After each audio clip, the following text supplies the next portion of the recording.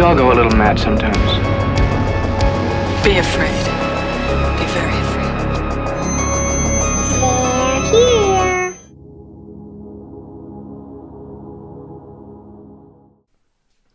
Wow. Hi, are you absolutely bloody mental? Better help. It's not, what is it? It's not self-help. It's professional counseling or whatever. Yeah. Oh my god. Oh, how do we even start this fucking episode? It's train wreck already. Oh no. I don't too much care for mentally ill people. You gotta go. Oh god. Okay. Oh my god. Well, we might as well just go straight into it then, I guess. Yeah, I have so many more jokes, but we need to start this show. Okay, alright. On a serious note. Okay. The start of this is going to need to be edited so heavily. In some way.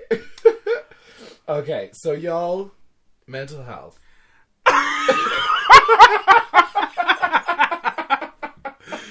Oh, case A. It's a joke, right? Yeah. I mean, yeah.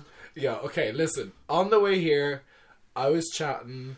Well, not chatting, because... Chatting to yourself. Mental health right here, I said God. Okay. So, I was debating with myself whether to bring this up or not, because I was like, it's Christmas, blah, blah, blah, usual bullshit, so on. Yeah. This is a traitor. So I was talking to myself. I think that means psychosis. And then I replied to myself. It was a mental messenger board. Yeah, exactly. It had like a share Nicolas Cage moment with yourself, where you slapped yourself in your own face and told yourself to snap out of it. Snap out of it. Okay, so on the way here, I was sort of debating with myself as to whether we should talk about this subject or not, because I do think, as I was even saying it to you, that I think our episodes, or at least our episodic podcast, is an escape. They're dumb and they're fun. They're dumb, they're fun. And that's all about to change. Forgot. Sorry. So, I do know, there's a fair amount of people that I know that during the Christmas time, yes, for a lot of people, it's fun, it's great, it's a lot of laughs, it's some tomfoolery and buffoonery, but for some people, it can be quite hard. And it can be upsetting or... depressing or like loneliness feels. You know what I mean? This is when the seasonal depression starts to roll around. It starts to really kind of affect people, and this is like, I even said this to you before, as to why like I hate the winter so much, because it is dark, it is cold, it's depressing. Yeah, I mean, like your body is literally deprived of sunlight. Yeah, which is I think is like, and I think most people would agree, is like a huge reason as to why you just feel more down and not like. It's like you're seeing less sun, so your body is less like, let's get up and do things. Yeah. Yeah. Also, there's just this kind of big air, I feel like, when you start to get older, that Christmas is kind of, or like even the New Year, is kind of like, just kind of depressing in general. Yeah. It's like kind of signifying like a whole extra year has gone past, Also, and my what birthday. Have you really done? Yeah, for real. Yeah. And it's like, you make these like, what are they again? Your New Year's resolutions, New Year, New Me, and like if you haven't like done those, you might feel like, oh, well, I really kind of let myself down. Yeah. Also, I know for me as well, like my birthday is literally New Year's Eve, so it's kind of like another year, but like it feels more another year gone by. But you know what I mean? It's still, it feels like an actual whole year, versus if my birthday was in like April or something like that. Like absolutely. I know a year is a year, but woe is me. Whoa! Sorry. I did want to sort of speak to it because myself, particularly, I do suffer with depression. And you're a stupid anxieties. That is also very true. Anxieties, fever pitches are sometimes just like that existential, like, what am I doing? You know what I mean? And it really does affect me, especially around Christmas time, because like, and it also, I think it's like it's to do with my family as well. Like, my parents are, they're living together, but they're separated, and you know, like it comes across as like this kind of pretentious, like let's come together type deal. Yeah. And like you can feel like there really kind of isn't love there, and it does. It's kind of that whole thing where like the magic is gone, and even with like, you know, friends and family around, you can still feel alone. Oh, for sure. I think there's a huge thing about like when there's I don't want to say like mandatory family gatherings, but I feel like it's kind of easy to feel like... all standing there, so who are you dating? Who's this?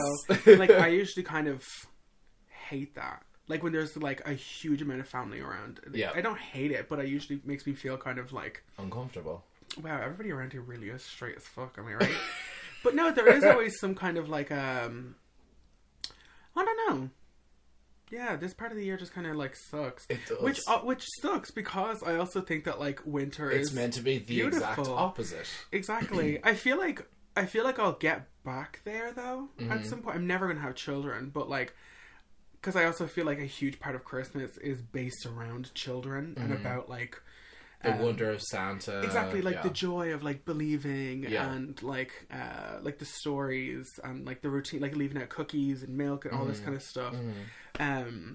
But also, just to kind of slightly segue into the movie today, I love that like Christmas also has kind of like it is hugely kind of dark, you know, and has like a lot more meaning than just Saint Nicholas, you know. It's like Christmas has kind of become, I don't want to say like commercial, but it's like I think that also is a huge reason as to why a lot of people don't like Christmas. Is because it's all about like, it's in your face. I better get somebody an expensive present because I think they're going to get me one, which I kind of hate. This year I've kind of focused a lot of my gift giving on like creative things. Like I've bought like art supplies for people, or I've bought like an embroidery hoop for my little sister because she wanted to learn how to do that, and I'm kind of liking Christmas getting back to being more kind of crafty and handmade and all that kind of stuff, because I've noticed all the decorations that are in my family from years and years ago were all handmade. You know, it's like because you give more of a fuck about stuff like that. It is more personal, you know. But also I feel like I still kind of enjoy Christmas because I have kids in the family, you know, so it's all still about like Santa and magic and all that kind of stuff, you know. Also Santa is so cute. I totally would. But yeah, what I did kind of want to get across with this is like to let our viewers, our listeners know that like right now what we are doing is like we are reaching out to you. We want you to know that like you're not on your own with what you're going through. You can't come to my house, but you can listen to the podcast. You can reach out to us over our Instagram. Let us know you know, how you feel. Get in contact with us. I'll have a lot of spare time over Christmas smoking in the shed to reply to DMs if you'll ever want to talk. So like, yeah, we want you to know like you're not on your own, and we want you to know that it sounds stupid, but like it is a safe space. You know, it's there. We want to make you laugh. We want to have a good time.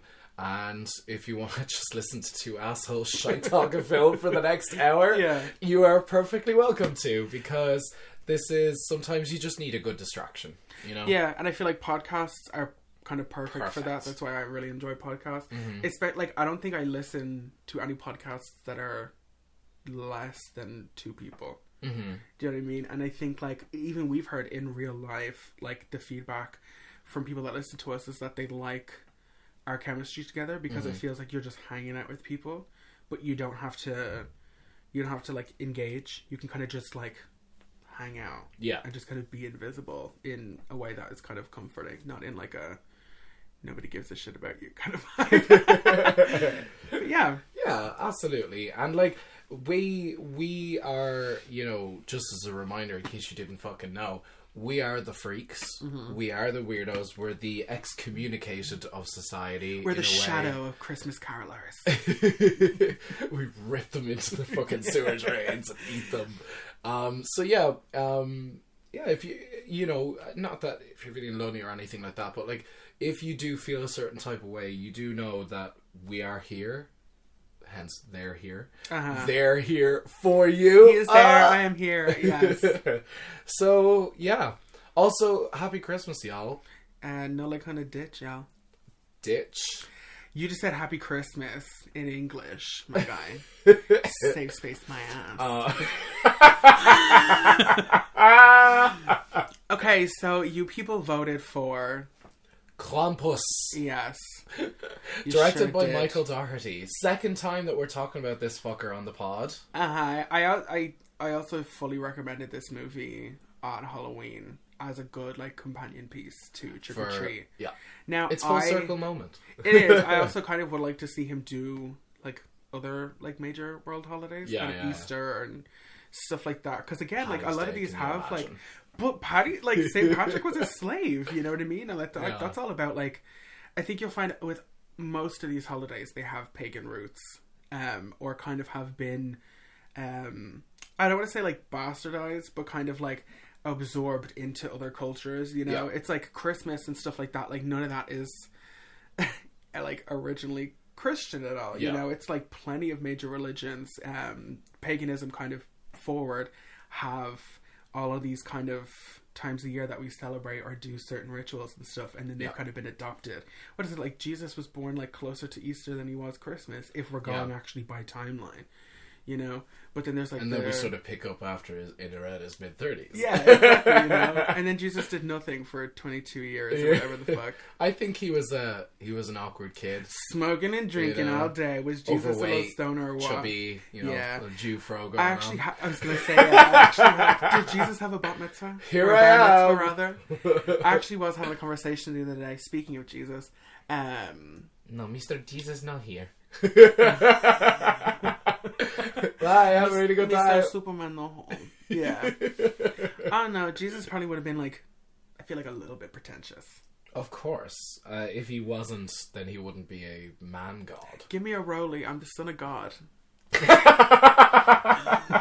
Gives a blow after that. Son of God. No, Jesus, you can't have any more cigarettes. Ask your dad.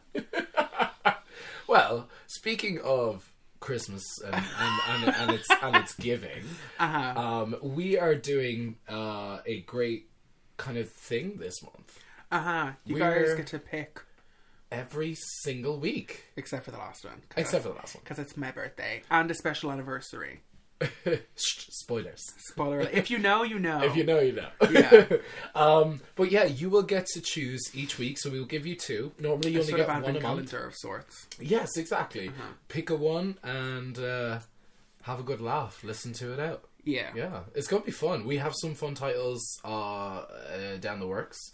And of course, now I do know there was a good few people that did vote for Black Christmas 78. But don't worry, we will get to it one of these days. Yeah, we're going to do Christmas again next year. I know that's the best thing about it. It comes year round. That depression comes back every year. BetterHelp.com.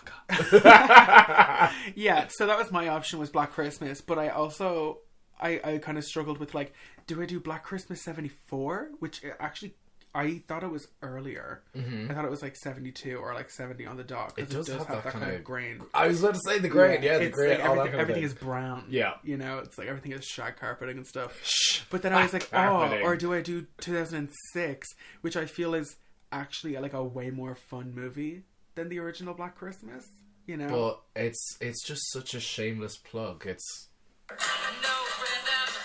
you know. Oh God, Nathan. But yeah, I also like the idea of like everything being chosen this week, because then we kind of, or this month, because we basically get to like, okay, what did we do last week? Let's have a switch up. Yeah. You know, like we don't want too many cooks in the kitchen. Yeah, you know what I mean. But I think it's gonna be fun, and you know, it's gonna be a good bit of crack, and like we're sort of putting our next few episodes into the audience's hands. We're giving them the decision the entirety of this month, really. Yeah, it's gonna be fun. It's a very it really will be an advent calendar, because you guys get to pick everything up until Christmas Eve, basically. Great. Okay, right. Let's get into this fucking film. So Krampus. Was this your first time watching this film? No, not because at I've all. watched this film several times. Yeah, and I same. like it. I've seen this movie like probably like a handful of times since it came out. I remember my first time watching it, I like was kind of like not blown away, but like it was fun. Yeah, because it's really really big Gremlins energy.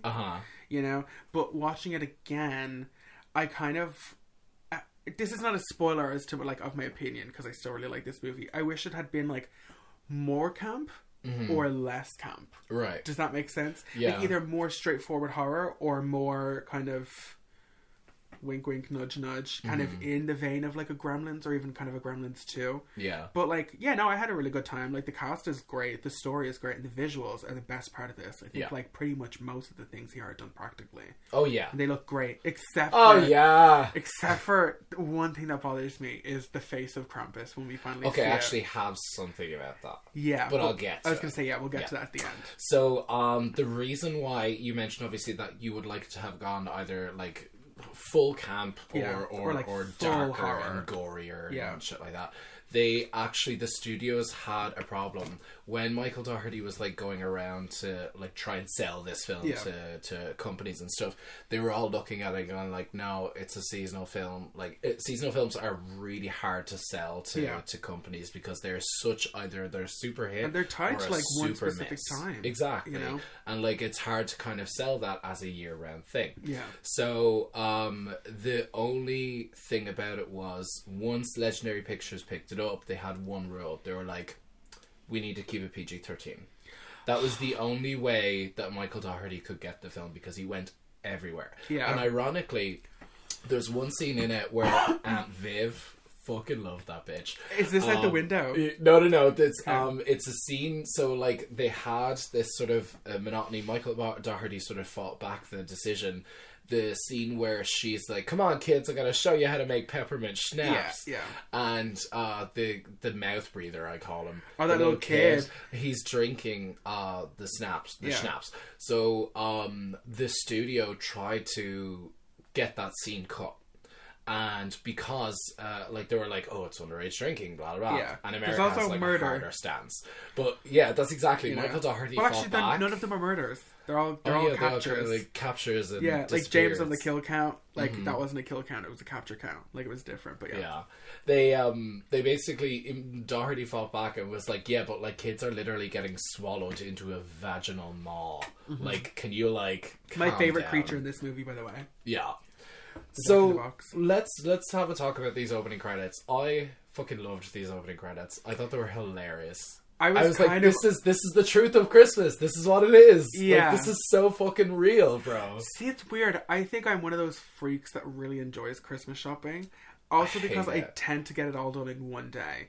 Like I'll go into town like 1 o'clock and stay in there until 9 until I have everything bought because the idea of going out multiple times just is such a hack. Yeah, but like I fast forwarded through these credits last night because I've seen them, you know, and it's just it is good. It's creative. It's kind of a good way to show the kind of the madness, cynical kind Christmas. of the kind of mad hectic side juxtaposed to Bing Crosby. It's beginning to look a lot like Christmas again. Classic. I'm kind of glad they got a lot of classic Christmas music in this. Because it's more effective. It is, and like for some reason, like I always love that juxtaposition of like really really super kind of like phony, sugary, smiley kind of Christmas music versus like really violent imagery. Like again, kind of in Gremlins, you know. I love the kind of happy, cheery, but then like some movies they like make up original Christmas music, and it's like whatever. Just because you throw a sleigh bell in there does not make a Christmas music. Yeah, exactly.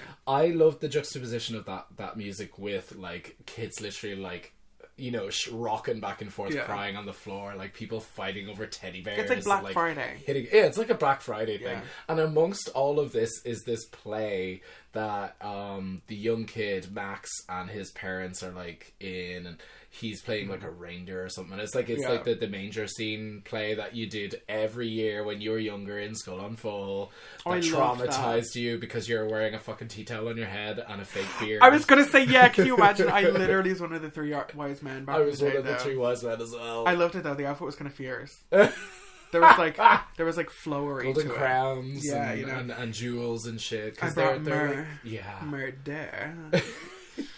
But basically, it's basically like Max said something about like them fighting over like the other kid like going around telling people Santa doesn't exist. Yeah. Oh, spoiler alert, magic isn't real. But this kid, I feel like should have been like 2 years younger or something. Because this kid is like 13. Like I know he's supposed to be like 11 or something like that, but like he is very definitely like not like a little boy. He's not any younger than 12. I think he should have been like the age of like the cousins or something, maybe, because they read a little bit younger than him. Yeah. You know, but yeah, it's like that kind of classic thing of like this kid is like on the verge of like his whole world is like changing, but specifically around Christmas. Like this kid is like obsessed with Christmas. It's like his thing, I guess. But yeah, I mean, like that's kind of a classic struggle though. And then I always wonder like how are companies gonna like deal with this, with like if you're going specifically for a PG-13 audience, which basically means anybody under 13 this is kind of aimed at. Like how are you dealing with that? Yeah, you know, because it's kind of, you're exposing like one of the like best kept secrets in history. It's like Santa Claus not being real or anything like that, you know. It's true.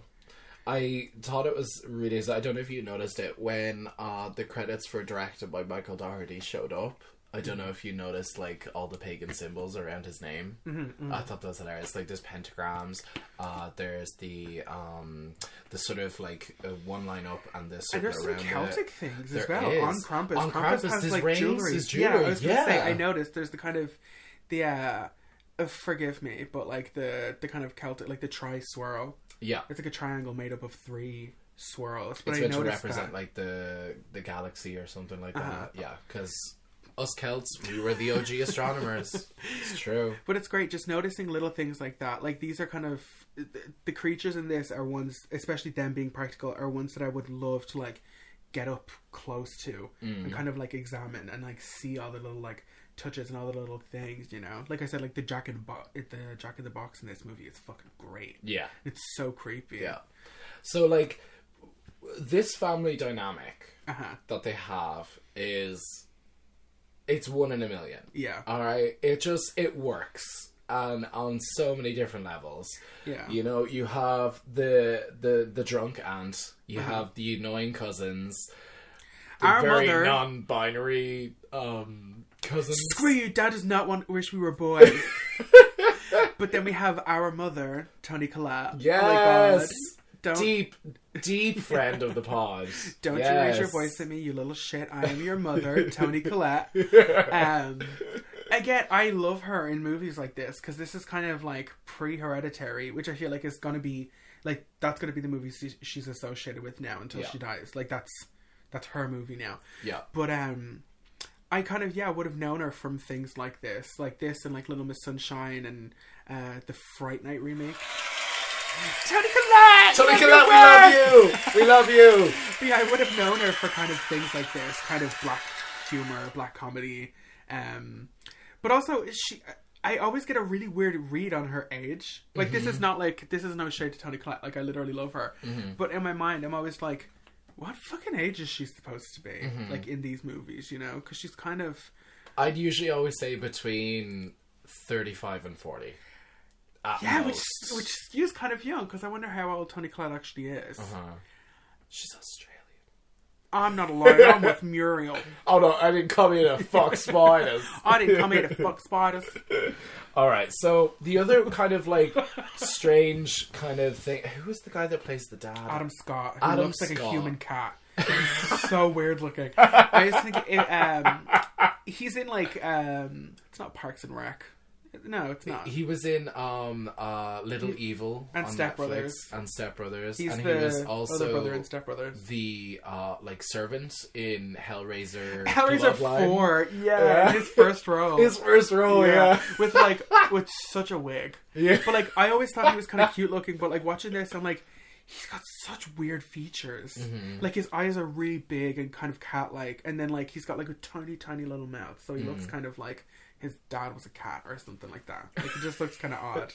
She definitely fucked a cat. Hell yeah. And then the aunt is played by oh my god, wait, let me actually get her name up real quick. Oh. She's the house cleaner in whatever, it's just a child. Gross.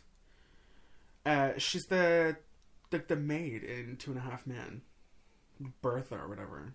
Well, I think it could be beef. Oh, I love Kristen Wiig. no, but she really is a slag though. Somebody watched the Olympia reference guide the other day. No, I've never heard of her. No, but she really is a slag doll. Oh my god. Well, while you're looking for that, right, the other person that I absolutely loved, for whatever fucking reason, was the grandmother. Conchata Ferrell. What a name! Yeah, not Conchita, Conchata with 2 A's. Not horchata. No, horchata. No, with 2 A's. Well, there you go. Wow. You've seen her in a million things. She's a big character actress. I don't mean big in like that way, but like she's always this kind of like rambunctious, kind of drunky, bigger lady. But I love her though because she plays that quintessential like I just don't give a fuck about Christmas anymore. Like I never liked kids even when I was one. Yeah. She goes like, Jesus Christ, it looks like Martha Stewart threw up in here. I also love that when she gets captured, she's kind of just like... She just accepts it. Yeah. And you get that, what? Yeah. The clown noise. The sound of like a clown like pulling like the... I literally have the note saying Aunt Viv, love her, dead inside. Aunt Viv, yeah. She is who I want to be. She's just there to get locked. What did she say? Where's the eggnog? I need to get married. Yeah, it's in the kid. Yeah. But then also, this movie starts on like the 23rd. I don't know why. I always 23rd, yeah. This because we get a little advent calendar thing. Yeah, kind of which I love because that's a reference, obviously, to Home Alone and to time passing. Yeah, true. But we also get Ryan in the form of this German grandmother, Omi. I fucking love her so much. Okay, she's also a plot device. She's a huge plot device. But she also chooses to speak German throughout this entire movie, but can speak English. Meine Oma. Yeah. I love this shit because she's like, I almost wish they had gone like full like Laurie Strode, like Terminator 2, like Linda Hamilton in this movie, because she's got like PTSD, but like the something Christmas. Hold on, we'll go again. 27 minutes. But yeah, she's got like PTSD about Christmas, and even her son, the dad, is always like, yeah, she's kind of weird around Christmas always. Yeah. But also, this is like the first time that she's told this story. Christmas. Better help.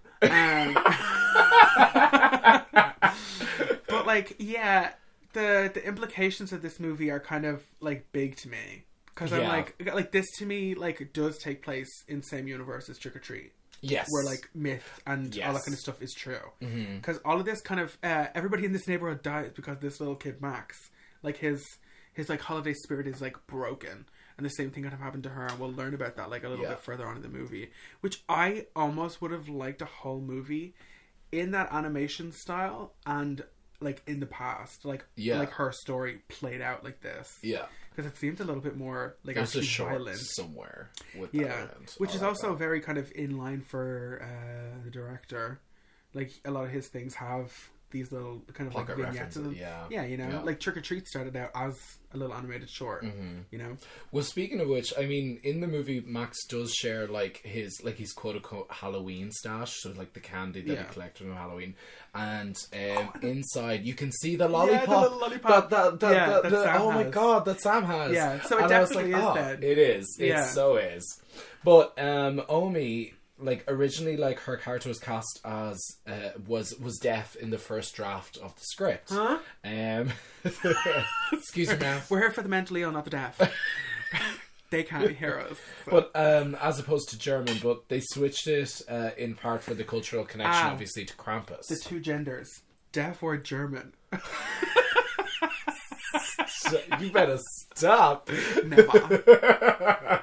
But like basically, like this one was like also I don't understand why some people understand or some people don't, and also why there's subtitles underneath some words and then none on the others for dramatic effect. Say it's so for dramatic effect because unless you speak German or turn the subtitles on.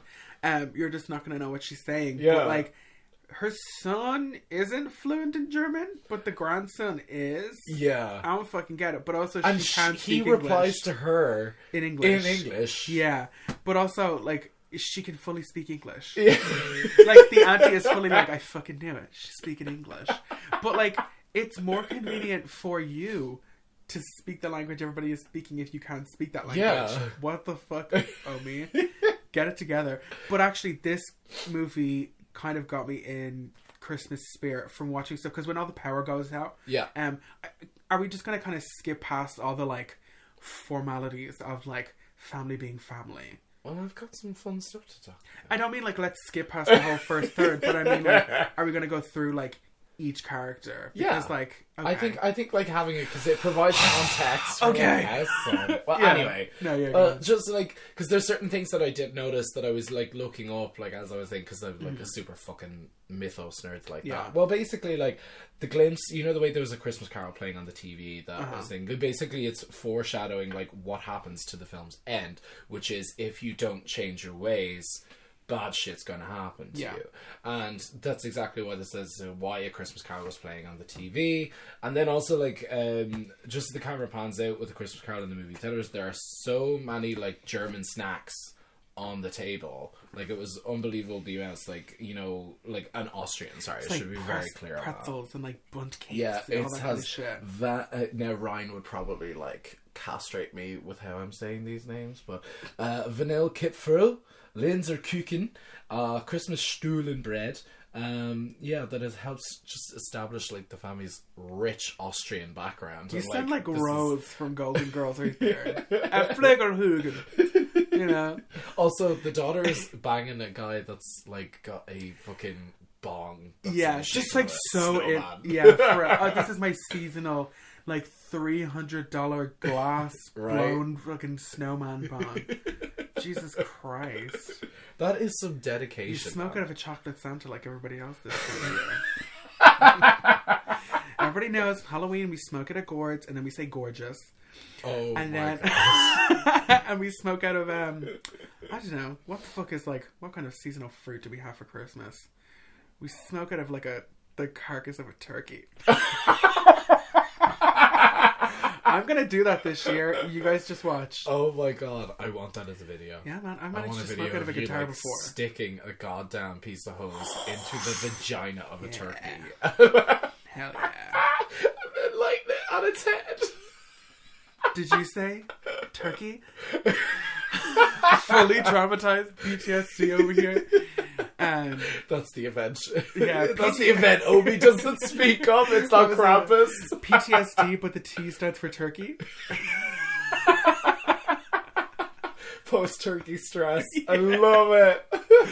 I used to say when I was working in that pizza shop, because I got fired, that PTSD, the P stood for pizza, because I hated working there. But, yeah. Silent P there. Fired P there. It's like pterodactyl. But Yeah. It's like the, yeah. God, tangent. The St. P is James. not silent. Pterodactyl. Oh my god, oh, wait, just really quickly. Speaking of Golden Girls, which is genuinely hilarious. Like, you have to start watching it. I went to a should. doctor the other day, and his name was, like, Dr. Pfeiffer, but he was like, no, the P isn't silent. So I had to keep calling him Dr. Pfeiffer.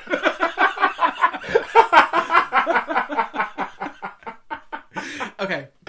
Oh my god. So we have Toni Collette's sister and her husband, played by David Cockner. Love. Who's kind of in a lot of stuff. He's like, he's always this kind of character, the kind of like Which we enjoy. dude-ish, bro-ish. We enjoy because he gives off that manly energy, but in a thick, stupid way. Yeah, it's like a caricature of like macho man. Yeah. Because they rock up, the screen starts like Star Trek shaking. Yeah. It's a reference to the National Lampoon's Christmas Vacation. Yeah, when this is a... you hear the da-da-da-da-da-da-da-da-da-da-da-da-da, and then like da-da-da-da-da-da-da, and then the whole house just starts shaking. And like they the rock up in a cousins are Hummer. here. You know, they rock up in a Hummer. What they call Lucinda. Yeah.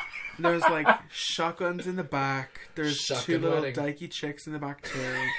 Then it Screw has- you, Dad does not wish we were boys. But then I'm like, what is these characters are written in such a weird way. Like, they're so random. Yeah, You know, they're it's meant like- to be caricatures of archetypes that you would find around the Christmas table. Yeah, It's I true. guess. I mean, like, yeah, like, typically in a movie, these two characters would be played by boys. You know, but they would, Yeah. though. It's like Yeah, the kind yeah, of shitty older cousins, or kind of shitty cousins, like, kind of similar your age. Yeah. And they're, like, slightly more mature than Max, even though we find out at the end that, like, one of them also still believes in Santa. Yes, it's which true. I thought was kind of cute. Yeah. You know? But I almost wish that they had more, like, interaction with each other, because it's, like, exclusively negative until literally one of them is about to die. You know? I like that kind of dynamic of... I like when a dynamic isn't, like, a romantic lead. When it's, like, brother and sister, or... Cousins, like, or something friends, like that. or blah, blah, blah. I always yeah. love that kind of story. I would totally leave your ass in a situation like that. You think I would show up for you in the first place? You can't leave me when I'm at home. So the first thing that we kind of notice with, like, after, like, Max kind of rips up his letter, and by the way, that dinner table scene is hilarious. They read his letter, but not a single adult goes, "Hey, don't do that." Yeah, it's kind of And- shit. 'cause she's yeah. just sitting in the they middle all of this stand dinner. there, like, looking They and wait listening for her awkwardly. to finish. Oh, And it's like... bullshit, bullshit, bullshit. and here's it is his kind list. of adorable, because it's like, I just want, like, everybody to, like, love each other again, and, like, Yeah. I wish I could hang out with Beth. Like, Beth is the older sister. Yeah. I Actually forgot her name. we kind of get that there's maybe only, like, 2 or 3 years between them. Yeah. Because she's, like, I think, like, 15, and he's, like, 12 Yeah. or so. You know? And, this little dyke just reads out his entire letter, front and back, and not a single one of the adults is like, Dude, what a don't little do that. bitch. Like, why don't you actually get the fuck out of here? And And then there's, even like the uncle or the in-law turns out it's like they're just playing. I'm like, that's not no, playing. you're That's kind of being exposing me. vindictive. You're actually kind of spilling my whole tea. Yeah. And then, like, at the end of the letter, it's like, we find out that, like, their family are, like, struggling financially or some shit like that. Then maybe you don't have a Homer. Homers are so expensive to run. Or a fucking a Walter fucking. He says like her gun is like it's a handgun, but it's like a Walter PPK. Like that, those things are fucking expensive. Bro. Also, they have a new baby. Maybe don't do that either. Yeah. Maybe have a, what is it when you have a baby, you Contraception. can't be the baby. You know. But basically, after Max like kind of rips up his letter and shit like that, I have a the gun with first a child. Sorry. time is changed when Krampus like descends upon their house. There's Like, literal you know what I like Damballa clouds like from Yes. like Child's Play. Yeah. And I actually always really love this. Abde Dewey Dembella! Yeah. Give me the power I beg of thee! I kind of have you started the Chucky TV show yet? I have not. I kind of want to do like a season recap or something down. because I think it's only like 5 episodes long, I'm down. and I've heard it's excellent. Yeah. I've heard it's really good. Chucky's inclusive. Yeah, Chucky's got a non-binary kid. You know, I think there's literally a scene where it's like, oh, and you're good. Like he's like telling that to like whoever like has him at the time, and he's like, yeah, I have a queer kid or whatever like that. And he's like, oh, you're good with that? And Chucky's like, yeah, I'm not a fucking monster. You know, I love it. Yeah. But where were we? We're talking about we have a job to do in case you're wondering, you know. Krampus. So yeah, I think yeah, there's pretty much like a lot of shit starts to like subtly go down, like before the family kind of catch on, and like first of all, like obviously everything suddenly gets like nighttime dark. Yeah, Beth goes out to like look for her boyfriend or whatever like that, which like I kind of get. Like that's not a stupid decision. Yeah. Amongst a movie that's kind of filled with stupid decisions. Who the fuck is that? I'll explain later. But yeah, this is kind of Another like. movie reference. So she like goes out to see her boyfriend or whatever like that, and like Toni Collette's like, you have an hour, and then she's like walking down the road, and then suddenly it's like nighttime. It's like it goes from like because you can see the color grading on the screen. So which by the gets way, more like dark blue. The only place that was shot on location was the opening scene. Everything else was shot on a soundstage. All the houses around Beth are all digital. And by the all way, digital. the McAllister house shows up. Yeah, I they're was all gonna digital. say, it's this big Home Alone street vibes. Yeah. You know, it's like white people, it's like, super rich white people suburbia. exactly. Yeah. And Like it's 4 stories, Christmas attic Road house. or whatever. Yeah, Like these houses always look like this. Yeah. But I actually think it is really, really smart how many like really, really subtle like Christmas movie references they put in. Yeah. Because it's not so much like, hey, see, look, we have this from this. Remember this? Mm-hmm. You know, like it is kind of, it feels kind of mostly original. Yeah. Which, by the way, you can now, I seen it on Instagram the other day, you can like Airbnb the McAllister house. Like, you can do that. Oh, I want to stay in the attic, though. I don't know why he was always so pissed about staying in the attic. Yeah, I'm like, yeah, I it's want the fucking fucking cool. attic. So, like, this is basically, like, this is when you... So, but also, like, the presents show up on the door next to, like... by the way, I love the subtle reference that he goes, like... so, it's not the UPS, it's the DHL. DHL, right? Yeah. And she goes, like, oh, did you drop off these bags? And he goes, must have been the brown shirts. Yeah. And I was like, oh... And I love it. It's wrapped up in like red velvet Santa sack. Yeah, for real. And it jingles as well. Every time it moved, it like jingled with those bells and shit, which I loved. Like that's what I want. I want like wrap my presents in red velvet and gold lame and stuff. You know, make it tacky. But like, at this point, everybody starts like there's no power, there's no anything. Yeah. So the fridge is gone, so it's all like, leftovers, and he goes, "Beer it is." Which also like Christmas leftovers are so good. Get yourself a little brie, turkey, cranberry, stuffing, ham sandwich, toasted, a little gravy on there. I always love a bit of spiced beef. Yeah, it's gorgeous. Also, that auntie is like, you don't serve a ham at Christmas, and it's like it's the What are you, Jewish? Yeah, but it's like it's the 23rd. Guy. Oh yeah, it's the 23rd. Oh god, fuck off. Girl, traditions. But they start to notice, Max notices like a snowman out the front garden, and it's actually genuinely kind of creepy. Yeah, and like as the film like progresses, there's more and more and more of them, and they're they get huge. Weirder. Like they're really intimidating and big. Yeah, yeah. And most of them like don't just have the hands out here; they're like this. Yeah, like the elbows are arched up, the hands are dropping and we swinging. All of the little like elves and stuff. Yeah, I also want more of that because that's kind of like huge in the Krampus kind of mythology overall is having all the little helpers and stuff. Yeah. But I love there's a scene in this where Omi is like elves and they all just break into the house. But I love it. All the elves are like demonic. They've all got like little horns and like kind of like gnarled faces, which again is like very classic for like the Krampus parade that kind of goes on every year. We might as well talk about that then. So like let's get into that now. Krampus is strictly German in origin, however Central European. Yeah. He is kind of all over Europe, and traditionally, like, it's exactly as I said, like, he is Santa Claus's shadow. Yeah. So, like, he traditionally, like what she says, like, he does not come to give, Nigga he comes to Santa. take, you know? And, they, like, pretty much, he comes to take your kids, and he stuffs them into a basket, and like if the kids don't willingly get in, he has like this huge rod of like loads of don't have to ask me I think it's is it bramble or something like that, and he just basically whips the kids until they get in. And he takes them back to hell. And the one thing I always loved about this character is no matter how frightening he is and blah blah blah blah blah, that everyone like gets Gross von Krampus like cards in the mail all the time, which I fucking love. I'm gonna stick a few of them up on the pod. I was gonna say great. This was one I was excited awesome to do for Instagram because like I have a lot of Krampus art and stuff like that saved up. Yeah, he's a huge part of Austrian and German folklore. In Austria and southern Germany, they have what they call Krampusnacht, which is basically they call them Krampus runs, which is what you were talking about. They're stunning though. It's like Christmas but goth. Like it's fucking great. It's like the entire point of it is like it's basically weird. like when grown-up Halloween men dress up as bleeds into Krampuses Christmas. and they parade through the city streets and they scare children. Yeah, that also used to be another thing. So is that Krampus wasn't like a Krampus, or he was like a Krampus, not the Krampus, because Krampus was supposed to be like a species. Like there was just a bunch of them out there, versus there being like a Santa Claus.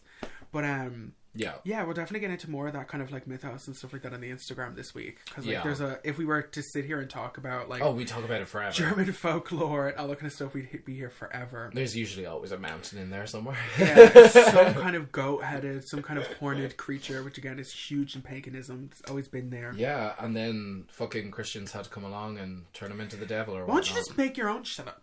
Why don't you just make your own shit? Why just would make it up. Why are you gonna Don't steal copy. for? You know? Also, are elves like are they there willingly? Okay, so here's believe it a or slave not. trade kind of thing? So I mean, they are all in chains. I mean, they literally are all in chains. So I thought the first thing that came to my mind was the fact that the scene where basically like Krampus like crawls down the chimney and faces Omi love is it. so brave, so unbelievably brave. Because You're basically, so like brave! what she's doing is she's not facing down the devil; she's facing down an ancient pagan god. That's what I love. She said it's like Santa Claus, but this thing is like way more ancient. Yes, You know, again, kind of going into what's the director's name again? Michael Dougherty. Yeah, he kind of gives like a lot of credence to like a lot of this shit was here before. Mm-hmm. You know, like in Trick or Treat, he gives a lot of credence to Samhain and stuff like that, not Yeah. just Halloween. Uh-huh. And with this Or again, Samhain, like some of you fucking Americans call it. it's like I understand calling the little kid like Samhain because that's cute, making it a name. Sam, but like, yeah. why don't you just learn how to fucking read? Yeah. But yeah, Learn I to love- read before you read. Let's get it together before you want to read. But yeah, I kind Oh, of you love- want to talk about reading? Let's talk about reading. I want to talk about Reading. That person. Or read it. Was the good. So the thing about Krampus in the film, right? Mm-hmm. This is something that you actually mentioned at the beginning, which I might as well talk about now. face? The face. Oh, it's so dumb. So when I looked at it, I thought, yeah, that does not look like a good prosthetic. Just add but a hinge right here. there's intention to behind it. So if you don't know what we're talking about, the mouth is just fixed open. yes. And Krampus, largely in this movie, is completely practical. Like when we see him interacting with people, it's completely practical. Yeah. You can see like the rubber fingers, you know, and just the jewelry like and stuff. I love it. Right. But the mouth is just It's an unhinged fixed, jaw. It's but just fixed open. It's like gaping it wide. doesn't ever close. Yeah. And then I kind of had a second thought where I was like, ooh, what if that's just like the top of the head? Like if that's supposed to be like the, I don't know, kind of like a guise. Because a lot of the things in this movie are... You're hitting the nail on the head. So here's the take. So the film's Krampus is intentionally designed as the shadowed and cowled face. Yeah. He's meant to resemble death, i.e., just the cloak first. So Death, but make it and kind is of wearing a fuck mask cloak. and is performing as Santa. Yeah, I kind of got that vibe. So- but then the mouth, like the tongue comes out of the mouth. But hold on. There's more. There's always more. And is wearing a mask as a performer, but Krampus himself is pretending to be Santa. Mm-hmm. So Michael Dougherty won't say whose face he's wearing, but everyone says, of course, it's Santa's Well, face. it is. It's like he's literally dressed as Santa in this. So Krampus' true face is hidden underneath a Santa Claus-like mask and is never fully revealed to the audience as a choice by the filmmakers to allow viewers to make their own conclusions on Krampus' actual appearance. His eyes and mouth are the only visible traces that can be seen through parts of the mask. But yeah, because we get like goat eyes with the like the sideways pupils, and they're Yeah. like red, orange, and then the tongue comes out and is like super long and kind of sexy. But Michael Dougherty describes Krampus in the film as Santa Claus's shadow. He's not, now this is his own words, he's not the unstoppable monster that kicks down your door and rampages and grabs you. Yeah. There's something darkly playful about him. He's having a good time doing what he does, and he enjoys the cat and mouse aspect of it. Yeah, And like I love that's, that. I always feel like that's kind It's of like deeply maniacal. it is. Yeah, it's like the villain thing of like it's more fun to just fuck with you. Yeah. Like I could just kill you. You know what I Oh mean? yeah, It's like he this could thing is literally just completely like supernatural. gash that kid and fuck him into like a Yeah. big fucking flaming hole. I wish. But he liked the aspect of sending out the toys And keeping to him collect them last first. Yeah. as well. It's like because Omi in her story basically so just to kind of like bring it back to one point and kind of anchor us. Uh-huh. Krampus kind of shows up when like the Christmas spirit dies. Yes. Like when somebody like gives up on Christmas, and we see this in Omi's kind of story when everybody just robs this little girl of her bread. Yes, this is like 19... And then her parents are like, well, fuck you.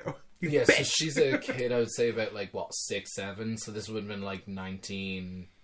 I'd say if it came out in the year that it came out, 2016, this would have been like 1940s. Like the 40s or the 50s. Yeah, 1940s, exactly. And like when... Like, so this would have been either just as World War II was starting or just post-World War II. Yeah. They're kind of selling it like the Depression, shortage, kind of, but like that timeline doesn't match up because this lady would have to be like almost 100 years old. And exactly. She's not that old in this movie. Yeah. But she's also such a grandma, though. I love her. I love her. Like, when all the power goes out... Chocolate max besser. I was going to say, yeah. Hot chocolate makes everything better. Alles better. Besser. And, like, that, like, scene of her, like, making the hot chocolate made me get up and make hot chocolate. Can I just say, that hot chocolate... That thick, it was pouring hot chocolate. Almost. I want it, yes! Like, it was not made with a powder. This lady clearly melted chocolate and, like, had milk. Like, it's not hot cocoa either. Yeah. Like, it's made with milk. Yeah. You know, it's only dairy here. But she's making it, like, on the fire and stuff. And I'm like, oh. On that little, like, turn wheel thing that she pulls it out. Yeah. Because even Toni Collette is like, get your grandmother out of the fire. She's going to burn the house down. And the whole... She kind of says a couple of times in this, she's like, keep the fire hot. Like, make sure the fire is hot the whole time. Yeah. You know? But also, like, that doesn't fucking do anything. You know? But also, if I was her, there's, like, this thing exists. Mm-hmm. I would have told somebody by now. Oh, yeah. I mean, like, she literally left it because... She left it until he shows up. Her... Because, like, what she did was she threw... Her wish was that her family would be taken away. Yeah, and then Krampus came to take them away. Yeah, and I'd be pissed too. Her dad, like, snatches her little Santa doll off her. And again, rips it in half. But doesn't even fully rip it in half. Oh, just breaks the seams open and just throws it back on the floor. How rude. It's so petty. Excuse your mouth. But also, in my mind, I'm like, do you carry that around year round or what? Yeah. Because I don't give a fuck about Santa until the 24th of December. You're only nice about Santa until then.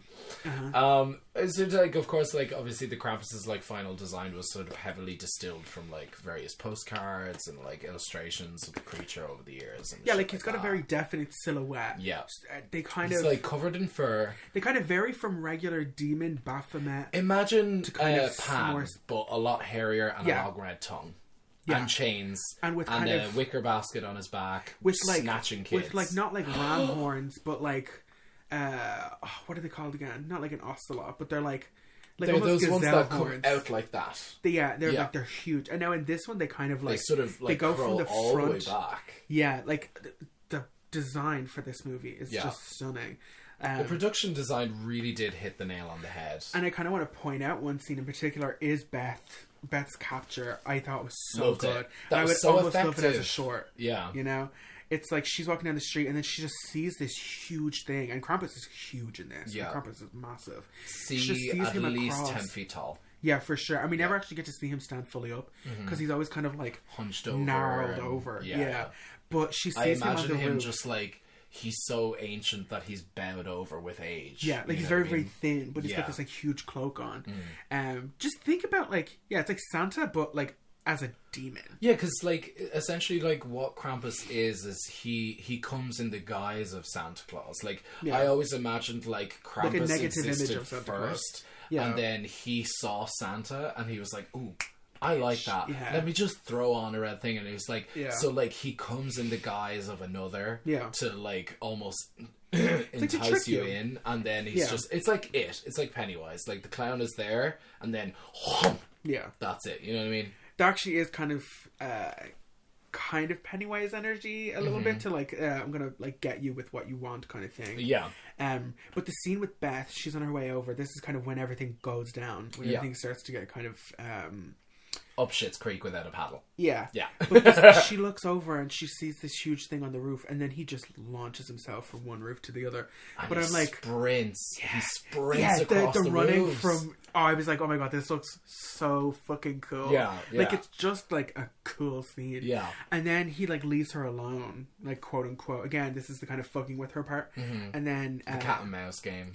Yeah, and she I don't want to say like comes to, but she's kind of like, okay, it's safe. And Yeah. then she sees the little Jack-in-the-Box, which, like I said, is kind of my favorite creature in this movie.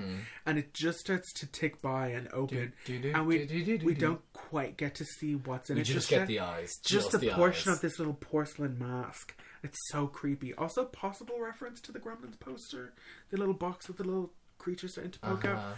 But yeah, just fantastic creature design in this movie. Yeah, like absolutely. really stellar. Like, we've definitely. Let's just talk. We might as well talk about the monsters. So we got the little bear, which is We kind got of the bear. classic. We got gingerbread man, robot gingerbread man. We got the little Jack-in-the-Box. angel. Oh, which I love. That was me on Halloween. That was meant to original just be a baby doll, but they Yeah. thought it would be hilarious Like a for it little to be tree like topper. flapping around. But it's after good. people. It's so hilarious. creepy. But I then love it. I think kind of the biggest slash kind of grossest, like outrightly gross monster is the Jack-in-the-Box. Oh, Which I'm absolutely. obsessed with. It's like this little porcelain, like everybody's seen a Jack-in-the-Box before. Yeah. It's a little jester with a little porcelain face and the And like little hands that of gloves hat and with the stuff. bells on it. Yeah. And, yeah. But then this thing like The breaks more it apart eats, at the mouth. the bigger it gets. It gets massive. Kind of it like it's almost Alien Queen because it's got Yes. like this like it's I don't even know what that's called. The like spring part of it. Yeah, the, that's like, main covered in body. fabric. Yeah. Yeah. Ends up being like a stomach, but like we just get to see The outside of it. yeah, and the outside of it is just like almost Blade 2, Guillermo del Toro, kind of like the jaw splits apart at the bottom into two pieces and we can see all the flesh underneath. All the fangs, And all the teeth. goo. Yeah, it's all that kind of snake teeth where they're like bent inwards. Like And they're you like just see it hooked from like inwards. the flashlights and the girls. Just the feet feet are yeah, going like down. oh my god, it's just eating that little girl alive. And this is kind of like where I wanted it to go a little bit further, like either fully camp and have it be Yeah. like a joke or have it be actually horrifying. Because I'm Yeah. like, this lady also is just where the watched camp all of her factor- children get eaten, Yeah. and it's kind of just like, oh no, our table, it's broken. Like she just doesn't The give that camp much of a factor fuck. with that scene is the fact that after he ingests the thing, he gets his little handkerchief and wipes Yeah, his mouth. I love it. I and he's love it. stuck. There's a certain element of, He's of like, him being fuck, like, fuck. I can't get out here. Yeah, it's so cute though. But it's like and I also love the sound effects that are sort of used when it sort of moves around, because you can hear the jingle like part, gurgling but and, you like, can hear the churning. as you know the way if you start walking on a full stomach, you can hear literally the hear your sloshing, insides sloshing around. That's what it sounds Like your when organs this are thing mostly is eating. liquid. Yeah. Oh, it's gross. But it's just the fact that we see just the feet like start to slide in. Yeah. It's like again kind of a Pennywise kind of aesthetic where Yeah, it's of just like course. this like unbelievable mouth that's just like feeding this kid into it. And it's Yeah. so dark. Yeah. But like this is where I would have wanted like maybe just like a little bit more horror. Yeah. Because I feel like they kind of turn up the camp factor when the kills start, you know? Yes, I would agree. Yeah. Because the rest of the kind of which is really strange to me, because the rest of the toys were going for the actual kill rather than, because this guy was just going around like swallowing and I suppose, yeah, capturing this people. one actually like was killed. I Yeah. feel like this kid was killed because it was eaten. Yeah. Everything else is just kind of taken out of frame. Yeah. And like the things about these things is like the robot is trying to like stab the shit out And of it the does. father. She Like, pulls out gets a him. knife out of his back. Yeah. I didn't like cop that where I'm like, this is toys. Yeah. This is a skeleton, Sydney. This is bones. Like, I think I could genuinely fuck up a toy. Oh, Like, yeah. In universe, if Chucky or some shit like that tried to fuck with me, You'd fuck it up. that's a little toy right Yeah, there. yeah, I'm gonna yeah, fuck yeah. you up. And also this teddy bear. This teddy bear cute. with its maw of massive teeth. I literally have a note saying, what did I write about I want this the thing? plushie. Like, I want this as a teddy bear. Like, oh god, what did I write about this fucking guy? I literally just called it Jaws, but as a bear. Yeah. And like, it was like, I love the fact that when she like, she starts punching it or something, like you can hear like the teddy bear noises. Yeah. That's the thing. And then she And just it's more shanks the funny. fuck out of this thing. Yeah, right through the eye, like the green goose spreading out. I Yeah, love this it. gave me Gremlins vibes as well. The Yeah. kind of the mom in the kitchen, which is like I think like kind of the best scene of Yeah. Gremlins. Like it's like where the horror and the camp are like turned up to 11. That's kind of what I would have wanted, because some scenes in that movie are genuinely horrific and Yeah. genuinely scary, you know. But again, this movie kind of more so than Trick or Treat. Like Trick or Treat felt a little bit more indie, like we can get away with that kind of whatever we want Yeah, to. yeah, yeah. Versus this, where I feel like I feel it's like Christmas, you kind of have to tiptoe around things. exactly, you know. But like, I don't know. I felt like there was like too many cooks in the kitchen for this movie, like writing wise,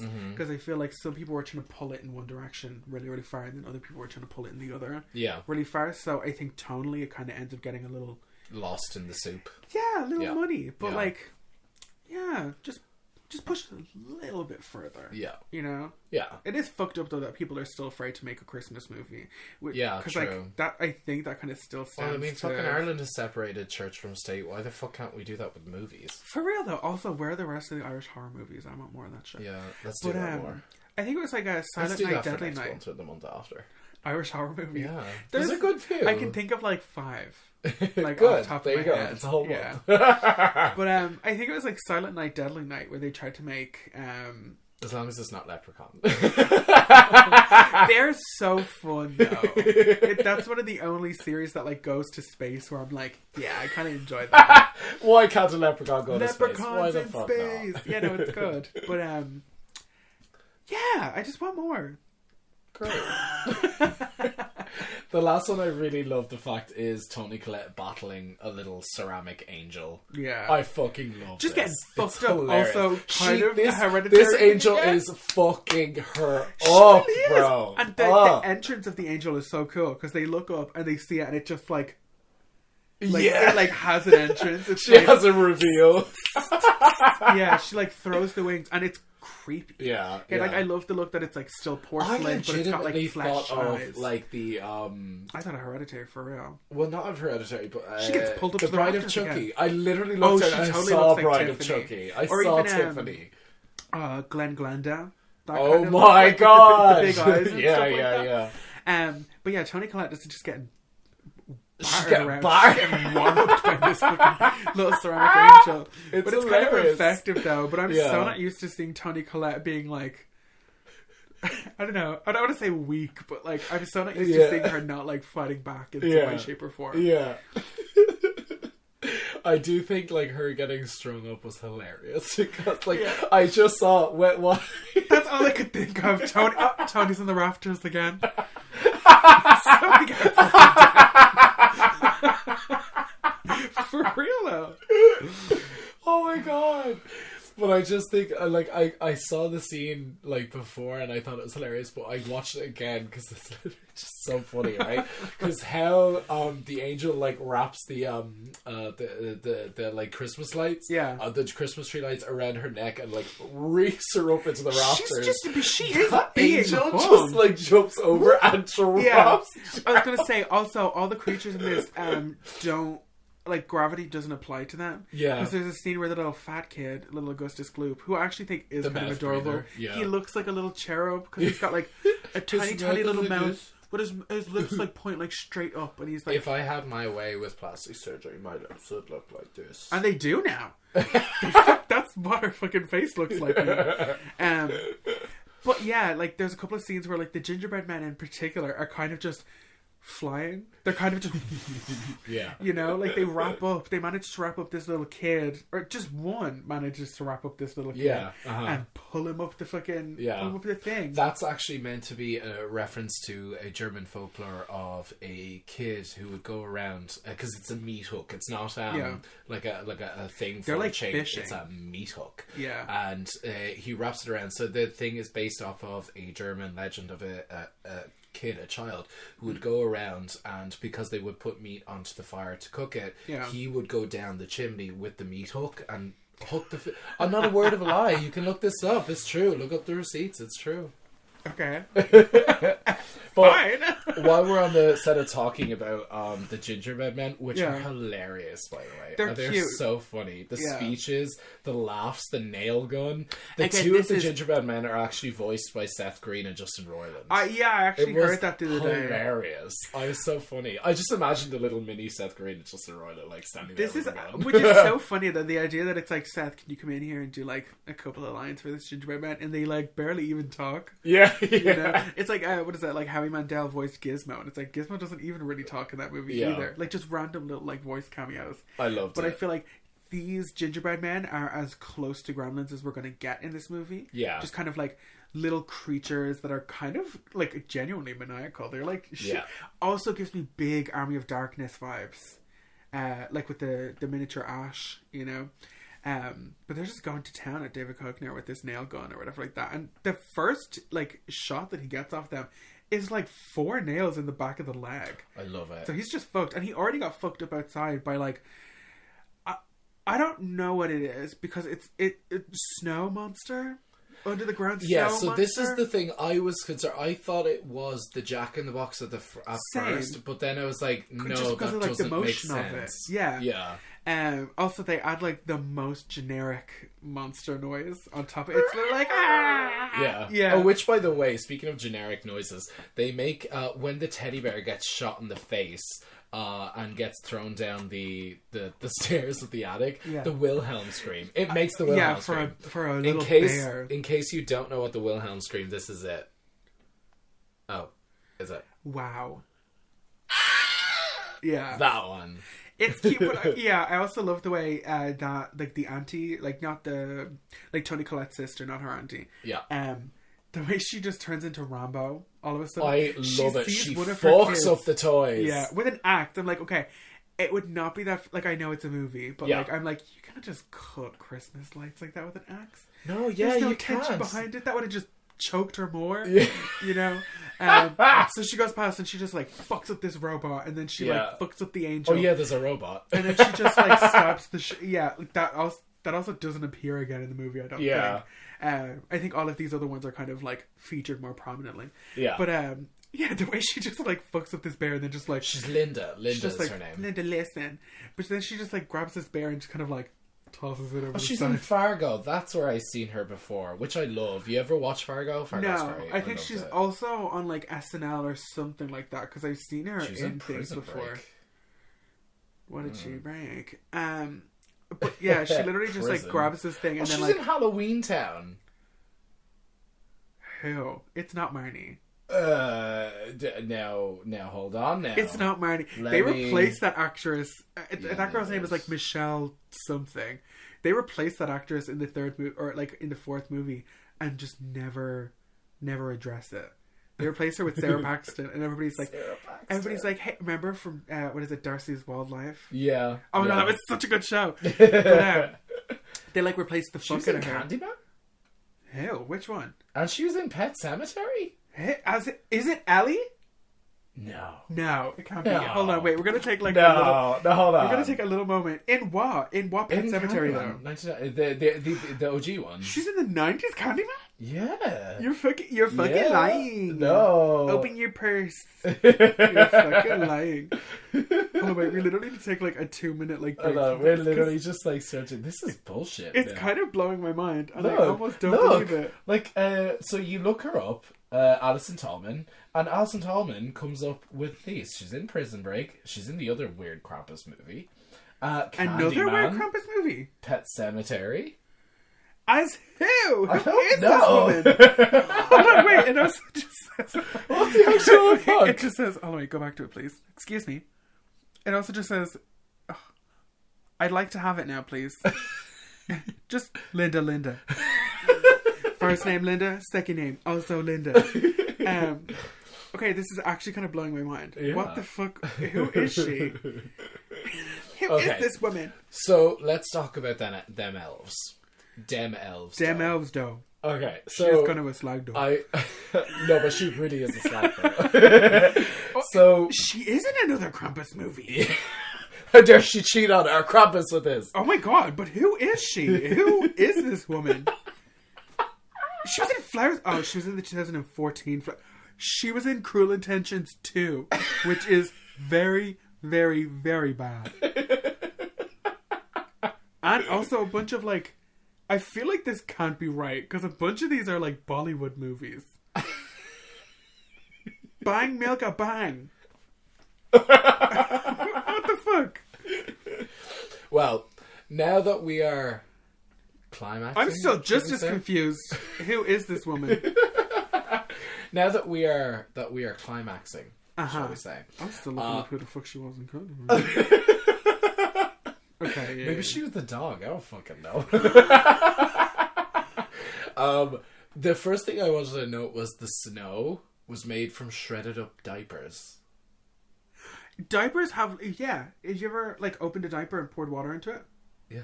It, like, makes that snow stuff. It's like when it all gets, like, super absorbent, it works like the magic snow. The magic of snow. You know that, like, instant snow that you buy, like, around this time of year or whatever? You, like, pour water on it and it just expands. You know what snow... You've heard of snow? Yes? I've We're seen here to talk to you about mental health. So, again, Omi has this dramatic German effect where she fucking says something in German and nobody fucking knows what she says. And basically, Aunt Viv turns around and she goes, she says we're fucked. I'm old enough to know when we're fucked. And she goes, she literally turns around and, like, even the kids look at her and go, she goes, what, why do you think she says that? Because, like, she goes, I'm old enough to know when life is coming at you with his pants down. Yeah. She is funny. Hilarious. She's I also definitely fun. She's that kind of character in a movie where, like, you're funny because you're in a movie. But if I was around you, I would leave the room. Yeah. So the other thing I really want to talk is, which I actually kind of failed to talk about, actually, was the actual soundtrack itself. You failed. Lucas Pipes did describe his music, at least with what this was. It was a collection of twisted Christmas carols. I was going to say, with these pagan are all... thrown in, which yes, I love. very definitely. I kind of Yeah. took note of that mental note. Yeah, you see. He incorporated the sounds of chains, bells, bones, and animal skin drums into the score, and had choirs Classic chant pagan. and whisper in different tongues. You know how us which I pagans love the sound of chains. Especially the Irish. That drum better be animal skin. And also, I never said that earlier, but, like, the angel hilariously, like, licking out Toni Collette. Oh my god! Okay, there's In a its moment tongue. where it actually is kind of creepy though, because it looks like a spine or something. Like it's like, because it's not a tongue in the same way Krampus's tongue is a tongue. The way it like is off, like, you've seen a tongue before. It looks like a wire or something. It looks creepy. It looks like insectoid or something. Yeah. Because she gets, like, obviously she's freaking out, but then when the tongue comes out, she's literally She, like, like, yeah, she like freaks loses out. her mind. Because the angel just kind of like stops fucking her up for a minute, and then it's like, it is actually kind of creepy. I almost feel like this movie would be like, you could almost have a whole other movie with, like, just these little side characters. Yeah. Like without Krampus there. But oh god, it is creepy. It is really creepy. It actually still gave me kind of Blade 2 vibes. You know, like the tongues on the, what were they called? Like the Reavers or the Reapers or like whatever the fuck it was. Vampires for the vampires. They had these weird kind of like barbed kind of weird little tongues that had like fangs in them. It was just creepy. Like the tongue looked like a centipede or something almost. Yeah. Also, Rosie's a good girl. Oh, the dog. The dog. I'm so proud of that dog. They capture the dog, don't they? They the do, dog gets yeah. fucked up too. The dog gets eaten by the thing. Yeah. Yeah. Yeah, that gave me like, sorry, this movie just is like, I'm like picking other movies I enjoyed better than also I'd seen it. Yeah. This gave me like a... I did notice it. Do you remember It Like It Freaks? Do you remember that movie? Where Yeah. the cat went into the wall and like we saw like the cat getting shoved up against the wall and then the spider print and all that kind of stuff. It gave me that kind of thing. But damn, this movie sometimes. There was a couple of, it actually literally took me like 3 hours to watch this movie last night because I kept pausing and going out and making something to eat or like making a hot chocolate or whatever like that, you know. I can't see a huge plate of mince pies and not want something like festive-y, kind of cinnamony and nutmeg-ish, raisins soaked in alcohol kind of flavor. Bitch. So the last thing I kind of want to talk about was that climax of like the how do I say it, like the hell pit and like the sleigh and all of that kind of thing. Well, that very small lead up to this is so dumb. Oh, we're talking about you now. Okay. No, but like seriously, like the lead up, like the actual lead up, like the literal, like this is where everybody's getting captured. The baby gets taken, and she kind of just like, oh fuck. Anyways, yeah, the baby just gets snatched, and then the auntie also just gets snatched. But they literally like a boing, like they use like a clown sound effect. Yeah. But the walk from the house to the hellmouth or whatever like that. Like, pretty much everyone gets eaten. It's so dumb. Yeah. But everybody just stops walking. I feel Adam like Scott is like, everyone... no, go ahead. I'll stay right here.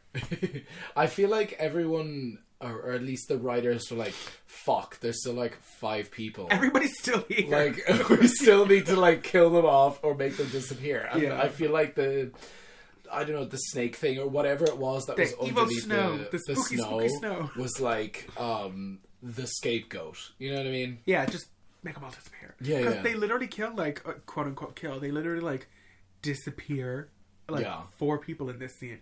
But, like, to me, it's so fucking dumb. Because it's like, Adam Scott is just standing there. What does he even say? Like, Omi is like, no, you guys go ahead. Yeah, I'll and stay she here. faces down the devil, yeah. So stupid. And then, the kid is like, no, she got to do what she got to do. Let's go. Let's leave her ass. I love the way it's like, we can go to the window. No, Dad! No! No, fuck it! No, let's not try to help her. Fuck my grandmother! Whatsoever. Yeah, no, fuck your mom. Let's go. So you can also get eaten. And then, yeah, they go out. Adam Scott is just like, no, you guys go ahead. I'll just deal with stand this. still here. Gets shoved into the ground. And then the aunt, who is apparently Shoved in implies, like something pushed him down. Nathan, why don't you get out of my house? But Studio 3. he just gets like swallowed up into the ground. Yeah. And then the auntie, who was in Pet Sematary, Candyman, and lots of other Bollywood movies, And Krampus. and another Krampus movie that came out like the year after And this. Fargo. I feel like those credits have to be wrong. Yeah. Because I don't remember her in any of Maybe those they're things. just looking up people called Linda. Yeah, literally, if you guys go into First Google, name look up Linda, this last name character. Linda. Yeah, last name also Linda. Linda and Linda again. She's an anti-masker. So nice I had to say it twice. But yeah, then she also just gets like snatched up. Yeah, and then Toni Collette is like, well, I guess I'll here get I it go. too. There's no more lines for me in this movie, so she just gets like snorted right up into this ground, and then there's just Max and the little cousin left. Yeah. She's also still kind of The elves dead. attack again. Yeah. Oh, okay. We actually didn't really get to talk about the elves, but the elves in this are so cool. They're so cool. They're I wish there was so more of well them. done. I love the idea that again, like they're wearing these masks to look like in a fun, maniacal way, but you see these knotted horns. You see these trees growing out of Like some they're of wearing them. human costumes. Yeah, and they're wearing like the red velvet cloak with the white trim and all of that kind of thing. It is just kind of like a negative flip on Santa. Yeah, You know, I think that's like a very, very all like, the easy kind of simple way to put it. whimsy, good things about Santa are Yeah. sort of twisted into these maniacal versions of themselves. And not even twisted that far away from what they actually are, because it's like, do the elves get paid? Are the elves like they're their in own? chains. Yeah, like Santa's not an elf. Is Santa just enslaving elves? Because elves don't really show up anywhere else in that kind of thing. So like, is Santa a slave driver? Mm-hmm. He is white. Whip crack MP3, I guess. Oh my god, that's actually so evil. But Well, he doesn't exist. So. but slavery still does, and that brings us to the next portion of our podcast. Slavery is bad, you guys. I don't know if you guys knew this or not. Hip If new you fresh needed us idea. to tell you, Slavery fucking sucks. Don't do that. don't enslave your elves. Pay them All minimum slavery wage at should be, least. Should be what's that thing when you're allowed to touch somebody? Should be consensual. All slavery should be consensual. I'm pre-discussed before. But Oh my god. yeah, so hell opens up. Yeah, There's hell in literally this movie. A fucking hellmouth, a gaping hole in the ground. Oh, first, I love the fact that like these like what is it? So like Max basically is facing down the devil at this point. Yeah. His crew and the sleigh. Because Krampus an asshole. Yeah, he goes. His crew and the sleigh with like many of Krampus's minions are also. Slay! Excuse me. Real Krampus, Krampus. Happy Christmas. like real Christmas are like winter folk figures from European cultures, Uh-huh. such as the Yule goat. So those are those big like They're like jumping horses. things. They're like horse-sized, like cow-sized goats. Yeah, Kind with of. really long like hanging fur and Yeah. like curled. like horns and all of that kind of thing. And this is basically just like the on-screen kind of representation of what those Santa's kind of Krampus sleigh. parades are, kind of. Yes, Yeah, exactly. like this is what you'll see. It's like people in costumes, people kind With of trying long to scare fur you. and Yeah. It's like basically this is the Yule goats from Scandinavia. You've creatures from Icelandic, which are the Stekkjarstar, which sounds like, even look at that. Look at that fucking word. That looks like a dinosaur word. I'll try. Give me a moment. I listen to Bjork, so I can speak Icelandic. Here you go. Like I'm looking at this word and it looks like a dinosaur name. But there's no umlaut or like anything like Yeah. that, so all the words are just said as is. Yeah, and then like most of them are named after Icelandic Yule lads, Big scary goat. who are said to visit homes each of the 13 nights before Christmas. So, like I said, you remember the guy with the meat hook that snatches the meat? He's one of the 13 Yule Is it Yule? lads. Yeah, Yule lads. Is there a Mrs. Yule lad? But I love it. It's like all the kids are like there. They're like being held as prisoners, and like even the like little Jack in the Box character is like. Yeah, I love her. Like they just seem like a cool little like gang. Yeah, like, they they're do. just Yeah, hanging out, you know? Something about They'd this be a stuff, great like, fucking time. I was literally gonna say something about like when they rock up. I'm like, looks like a good sesh. Yeah. Just, like, drinking out of beer. It is steins. Norse mythology. Like, it's gonna be a Yeah. good time. There's gonna gonna be be beer, beer, and there's there's gonna gonna be be a meat. mountain. Hell yeah. There's always a mountain somewhere in a German folktale. But then, like, the implication of this scene, again, I always kind of try and think, like, just slightly outside of what's actually in the movie. I'm like, so hell is there, which implies that God is real in this universe. That's crazy. Yeah. But also, like, because this is, I keep wanting to say Michael Dougherty. Am I right? Yeah, it's Michael. Yeah. I kind of, like, I want to see him take on the rest of the holiday major world season. holidays. Yeah. Just because, like, again, like, the implication of this is that Santa Claus is real. Yeah. And then it's like, okay, well, is the Easter Bunny real? Is Mother Nature real? I think they kind of go into all that in like the remake of the Santa Claus movies, the ones we kind of grew up with, where Mother Nature and like Father Time and Fairy Jack Frost and all that kind of Jack stuff. Frost, I'd love a really decent Tooth Fairy movie, because Darkness Falls was not a very good We're decent. gonna do that film. You're gonna do that. I love would that movie. really, really be happy to review the first like 20 minutes of that movie. Oh my god. The opening to that movie is traumatizing. Yeah, it is. But like, it's the rest of that movie is just boring, and we don't even get to see her. Fair. I want a tooth fairy that's like covered in teeth, like the whole like thing is made out of teeth. You know, Like that Instagram photo that's rolling around with some guy who wears like a suit made of teeth. yeah, like something like that, like something really kind of fucked up. You know, because like pretty much all myths kind of like this, they're all low key creepy when you think about them. Even Santa Claus himself, you know. Get out of my fucking house. Care if you're leaving me a fucking iPhone. Get out of my house. For real though, get the fuck out of here. Like, it is creepy, you know? So, yeah. Krampus. Oh, wait. We literally didn't talk about the actual ending. Oh, right. So basically Max becomes Omi. Yes, he does. He's the one that's like left alive to like send message. But also it's a different ending, because Max like throws this little... looks like a walnut shell, like a carved walnut shell. Kind of. It's a little bell. Yeah, basically. like a little wooden bell, and it's got like Krampus. It's like, asshole! Yeah. I take my wish back! I always loved. Oh yeah, that was also. Well, wait, it actually isn't this name though, because Max. Mage. Dude. Max also fully didn't wish for his family to go away. Yeah. All of his stuff was like good stuff, so I don't know why it ends up being flipped or whatever, you know. But yeah, he calls Krampus an asshole, steps up, sees his little cousin get like thrown into the hole or whatever, and then Max also like, I don't know, what is this? The last episode of Buffy?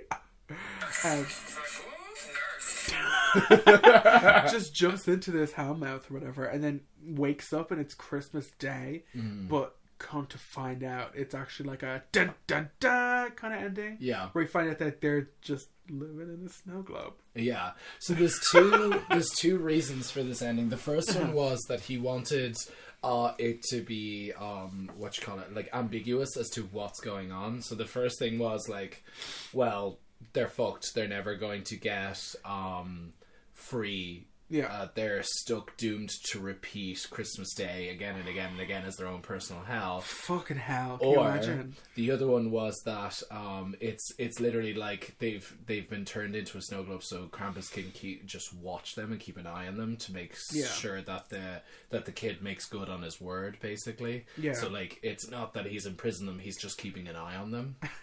Which is an just interesting. Just looking in. But so yeah, that's also that's everybody's kind of still how alive it's- there. Yeah. Yeah. So it just shows that everybody was just captured. Nobody was Yeah. actually killed. Even though that one little girl was eaten. Yeah. Everybody else was just kind of pulled off screen, No, but that Tina girl Fey. was eaten. Yeah. She was swallowed. Gobble me, swallow me. Gross. But I love it. This film, out of 10, give it to me. I'm actually going to say like a 7.5 to an 8. Because, like, it is fun, but I was just not in the mood to watch this movie last night. It was very, very late, but, like, I don't know. If this is my 5th time viewing it, I enjoyed it 4 other times, you know? I would watch this again, and it's kind of... It's been added to, like, my canon of alternative Christmas movies. Yeah. Because I get bored of Home Alone and stuff like that. It's like I can only watch Home Alone. Maybe even Home Alone 2 is probably even a better one. But, like, this would get... Home Alone 2 is great. It's got Tim Curry in it. And Donald Trump. And New York. But, and the pigeon lady. He's like, Anyway, I think so you I would agree with you. I would give it an 8 out of 10. Yes. Purely just for, A, all the special effects were practical. Yeah, they're stunning. B, the production design was just gorgeous. And, like, C, the mythology.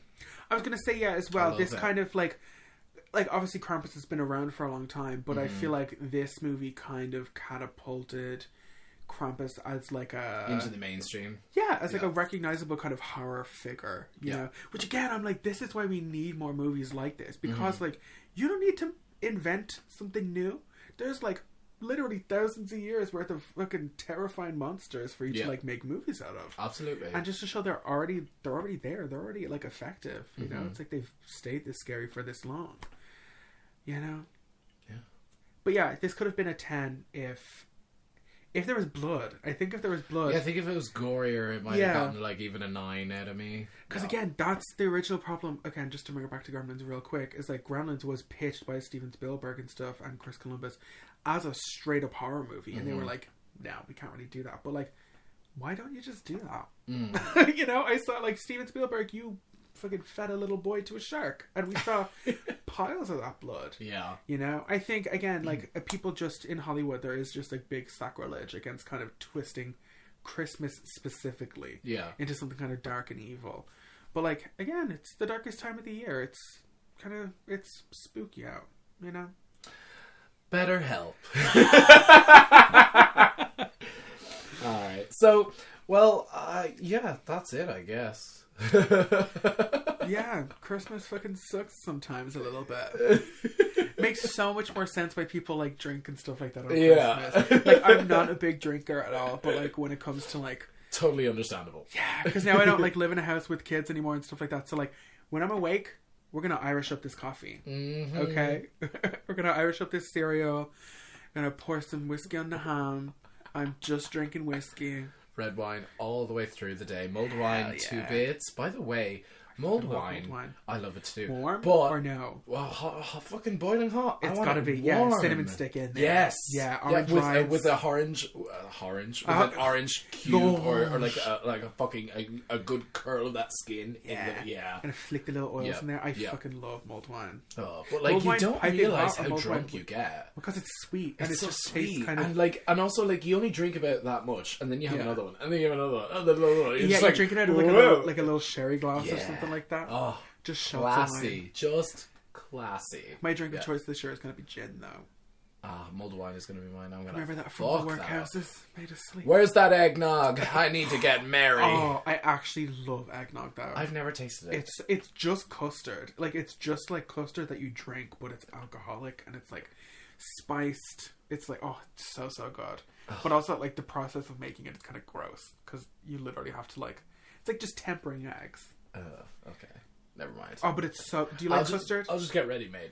Do you like custard? Yeah. custard that you can drink, but with whiskey. Or cognac. Or, like, whatever you want to put in it. Yeah. Brown juice. That is Krampus, directed by Michael Dougherty. Michael Dougherty. Michael. I want more from him. Yes, so do I. Yeah. In this little canon, I want like a little quadrilogy or something like that. Yeah. I want Easter and I don't know. Maybe not Paddy's Day. Maybe Something Paddy's else. Day. Yeah. Valentine's Day. No, Michal, get on to us. been done. Valentine's Day could be cool though. Yeah, but it's done to death. Collecting hearts or something. It's been done. It was done once. It's twice. It was. What other... Oh, well, okay. Yeah, I suppose. But that actually has, like, nothing to do with Valentine's Day. Well, you're wrong. Yeah, I guess. And that's time. So, yeah, same thing goes for this week as... Wait, I just fucked it up. Same thing for next week goes as this week and the following week after. We're going to leave it completely up to you. We said it at the top of the episode. Uh-huh. Should have been paying attention, darling. Darling. We will throw it up on the pod on Instagram. We will give you 2 more films to pick from because we are in the spirit of giving all this month because we are not receiving for sure. You're not so much of a giver. We're the givers of this relationship. You just keep taking from For us. y'all, I'll try. So, yeah, we will have 2 choices. Let us know which ones you want to hear next. And happy Christmas, y'all. Should we say... Why are you covering it? I want to hear you. Because they can't see me.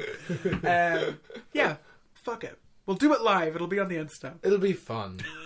Let it snow. I mean, let us know. What am I talking about? God, I love a bit of snow. In the Laura Palmer kind of way, you know what I mean? Oh my god. So make sure to... If I have money left over, it'll be a white Christmas. You better stop. I don't do that. I didn't do that. I'm Whitney Houston over here. That poor woman. So let us know what you think. Leave was a comments, like, and subscribe. Make sure to follow us on Instagram for some daily updated content. And don't lose your Christmas spirit. Better help. No, seriously. In bringing it all back to seriousness for sure. I'm not even going to be able to do it. Oh my god. If it's dark month, but escape into having a laugh with us. Yeah. Let's just have a good fucking time. Start a podcast. It's a podcast. Start a podcast. It'll distract you. Trust. Trust. So I'm so happy that she won. is sure it for today, guys. But let it finish on this. Or less seamless and pointless. Pointlessness. All right. Goodbye. Goodbye. We're... I was going to go for a, we're sorry. You ever see that at South Park? No. Whatever. Oh, I'm sorry. We're sorry. We're sorry. Yeah. The guy for like the BP oil spill or whatever. Yeah, like yeah, that. yeah. It's been like in front of the thing. And the Lovecraftian like thing. Yeah. Oh my god, yeah. Like they straight up have Cthulhu as like a cute little character I in love South that. Park. They got like a Cthulhu sized t-shirt made, like for Coon and Friends. Yeah. Happy Christmas. Happy holidays. Yeah. I'm gonna say. Happy Hanukkah, crazy Kwanzaa, all that. Yeah. If Yeah, someone man. says happy holidays, don't get offended. Just say thank you. Just say thank you. Thank you. Thank you. And unpleasant dreams and a happy new year. Bye.